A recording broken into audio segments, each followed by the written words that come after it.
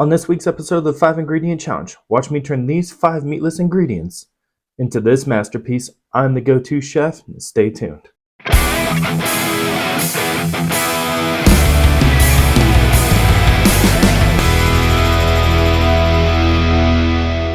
We're back. Another episode, of course. You saw all the ingredients very early on in this video. Guess what we're going to do with it today? You saw the picture. If you're wondering what it is, it's California chicken. All right, so we're going to go ahead and use essentially a whole chicken today. All right, normally we do the boneless breast or we do like the thighs, but no, today we're going to do a whole chicken. And you'll see a video come out about this later, but where I show everyone how to break down chicken, and I just didn't want my chicken to go to waste. So we're going to use this chicken instead of the pre-cut stuff from the store. All right, so what we're going to do is we're going to cheat on my seasonings a little bit, and we're going to use this McCormick's garlic butter seasoning. Normally I like to make my own blends, but sometimes I use the pre-made store bought stuff just because I want to make my life a little bit easier. And then of course, if you don't want to take the time to make your own blends, this just makes your life that much easier as well. And besides, some of these ingredients, some of these pre-made seasonings are really easy. But before I continue on about my seasonings, let me tell you something. All right, we're going to go ahead and do what's called a pan fry on these pieces of chicken, excuse me, and then we're going to bake them off. All right, we're going to kind of do it more of a professional style as opposed to just, how we normally would do it at home. So you want to preheat your pan like you see here to a medium high. Mine's on high. If you're using an electric stove, it's about an 8, and if you're using a gas stove, just close to the high mark. Okay, I put it in and then I season my second side. Okay, because that's just how I did it today. No particular reason. All right, we're gonna let this cook for about 3 to 4 minutes till it nicely browns on the side, and then we're gonna go ahead and flip it over. And as you can see here, what you're going for is kind of like it's not like dark brown, but like a nice golden color on parts of your chicken. And as you watch me struggle with this thigh here, I'll tell you, even if you use oil, it's going to go ahead and get stuck sometimes. It's okay. Just work with it the best you can. Look, I've done it for 20 years and it still happens to me sometimes. All right, 3-4 minutes later, we're going to go ahead and pull it off. Right now, it is not cooked all the way through. This is why we're going to throw it in the oven. None of these pieces are cooked all the way through, except maybe the chicken tender. But it's going to get the oven treatment anyways. And if you're going, wait, isn't that going to dry it out? You'd be surprised when I tell you. At least for me, it doesn't. But hey, you know what? Food's weird like that sometimes. For some people, it works out. Some others, it doesn't. But hey, like I said, we're doing it for all the chicken, right? So I just saved you about another 8 minutes of your life. We're going to go ahead and just put up this next set of chicken here. All right. And now you see like all this seasoning at the bottom of this pan. Save this for later. It's going to come in handy because you saw I had red onion. We're going to go ahead and use this with the red onion later. And you're probably thinking, wow, that sounds insane. Just watch the method. You'll see it. It works out just fine. But this is California style chicken, right? So what good are we going to do without some avocados? Okay. Now, avocados, they're great. And in a lot of, perceived California food, they use the avocados. Avocados are a great addition to most dishes. Some American, a lot of Tex-Mex, and some Mexican dishes are great with avocados. These are large Hass avocados, right? And you can tell they're right because they're a little bit darker in color. They're soft. I can't show you really how soft they are in video because it doesn't really do it any justice. But yeah, you just want them nice and perfectly ripe when you go ahead and do this. Now, I'm not regrowing these seeds. As you see, I just chop at it with the knife to pull it out. Some people use a spoon. I'm using a knife. But there's many different ways to cut an avocado. In this case, we're going to go ahead and cut it with the skin on in long slices. It's called elongated. All right, we're going along the entire edge of the avocado because I don't want like a cube of it. I don't want like your traditional like halved avocado with the slices. No, I want like the whole thing to lay perfectly across the chicken. You'll see that later when I plate my dish here. But anyways, no. With this California style food, we like to go ahead and use these avocados because it adds a nice creamy texture to it. And I'm a personal fan of avocados. Now, if you're not a fan of avocados, leave it off, and you can get kind of the same effect, but you just kind of miss out on the flavor and the creaminess that avocados really provide. Okay.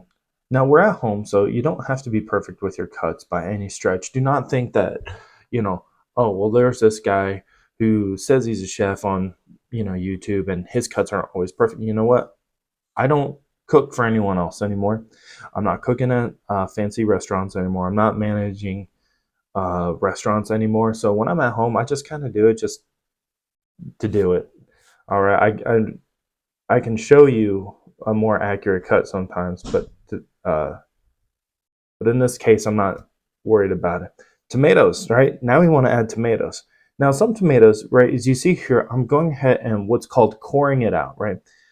It's better to do this with a smaller knife, but I chose to use my chef knife on this one. But you want to pull out that core, and you see it's a very fibrous, very tough to chew through. So you just core it out, and then you can go ahead and do your slices, right? But be very gentle. Don't smash the tomato into the cutting board, and just let the knife do the work, right? Make your nice slices, and this will lay right on top of your chicken too towards the end, which is why we're doing it now while the chicken's cooking. Now, if you're wondering, wait, what do I cook the chicken to? You didn't mention that. You're right, I didn't mention it, right? Set your oven to, if you're using a convectional oven, right, the one with the fan in the back, 350 degrees for 35 minutes. If you're using a conventional oven that doesn't have the fan in the back, if you got two burners, 360, 35 minutes. If you only have one burner, top or bottom, 375 to 380 for 35 minutes. Why is it always 35 minutes with the different cooking temperatures? Because with bone-in chicken, you want to make sure it's cooked fully through. All right, so gotta have some fun with this today, though, right?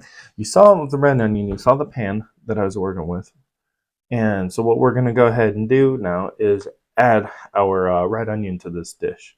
With the onions, right, we're going to go ahead and slice our onion. We just use half an onion. We don't need a whole onion for this because the onion's only going to serve as a garnish.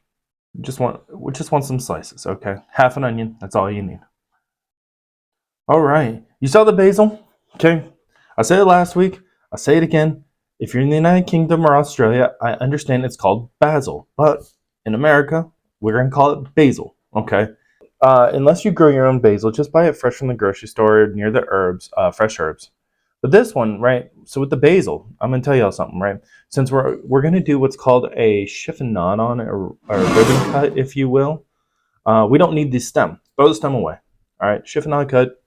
Don't need the stem. If you're gonna make your own basil, dehydrated basil like in the freeze dryer or whatever that you got for home, keep the stem because it helps add to the flavor. But when you want that chiffonade cut, right, that ribbon cut, throw away the stem. You do not want that stem in there because it's just you're using it as a garnish.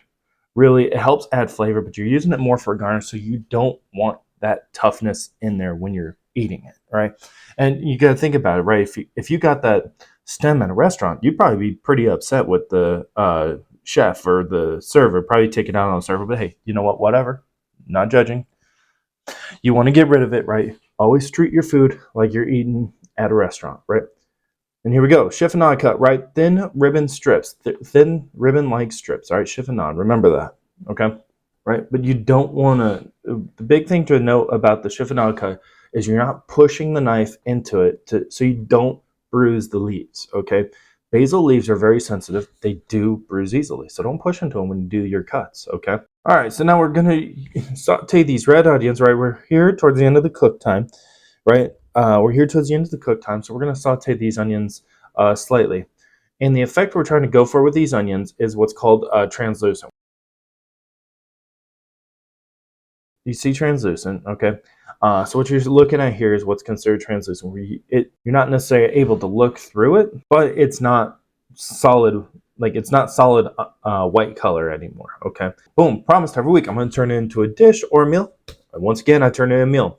I got some air fried Parmesan cauliflower here, and then I'm going to add some French fries. right? We're going with the California theme, right? So we want the cauliflower. For the health food nuts in California, this is a popular staple is cauliflower. And then we add some French fries because what's more California than avocado and French fries? Heck, they have a whole burrito about it. All right, let's lay down your chicken breast here, and then we'll go ahead and add our topping. So layer it how you want, but one of the easiest ways to layer it is you put down your avocado first. Then you go ahead and add your tomato. Then you go ahead and add your mozzarella cheese. Do a drizzle of a balsamic glaze, right? You could do it store bought, or if you feel fancy and want to take the extra time to create it at home, you can. But you can go to the store, find a balsamic glaze, easy balsamic glaze. Add your basil, and then of course don't forget to add your onion on top. And as always, subscribe for more and enjoy.